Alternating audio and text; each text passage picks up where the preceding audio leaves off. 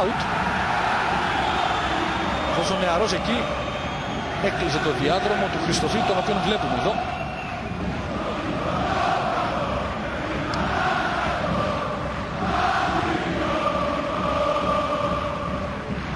Μπουστή σε Αλούκα που κέρδισε την κεφαλιά, ο Αλαμπή που απομάκρυνε. Λόμπε κρατάει και γυρίζει για τον Μπαλάν. Λόμπε κρατάει παρά την πίεση του Κασέκε. Μάρκες, Κασέκε, Λόμπε. Τώρα για τον Μπαλάν. Έχει χώρο, επιχειρεί και τη σέντρα. Απομάκρυνε ο Καρυπίδης. Κορολόφσκι. Τώρα για τον Έμπερλε. Μάρκες για τον Ντούκιτς. Η μπάλα κατέληξε στον Κοτσόλη. Είναι πεσμένος όμως το έδαφος ο Λόμπε, τον οποίον βλέπουμε εδώ. Και βλέπουμε γιατί είναι και πεσμένος. Ο Γραμμόζης από πίσω. Το μαρκάρισμα. Και στα ψημαχίες. Ο Κορολόφσκι με τον Αλονεύτη.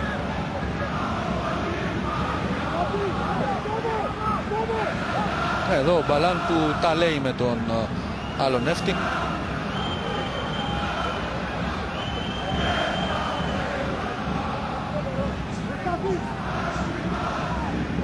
Κίτρινη κάρτα στο Γραμμόζη.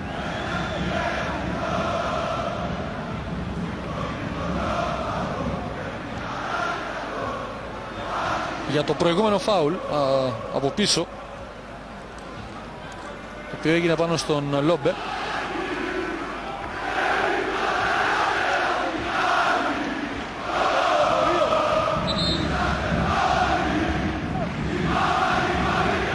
Έχει μια μικρή διακοπή στο παιχνίδι. Ο Λόμπε θα περάσει εκτός παιχνιδιού. Έχουμε αλλαγή, Ρίκο, έτσι, για την ομάδα του Άρη. Ο Ηλία, ναι, θα περάσει στο παιχνίδι. Να δούμε όμως ποιος θα περάσει εκτός. Τώρα δίνεται το χαρτάκι.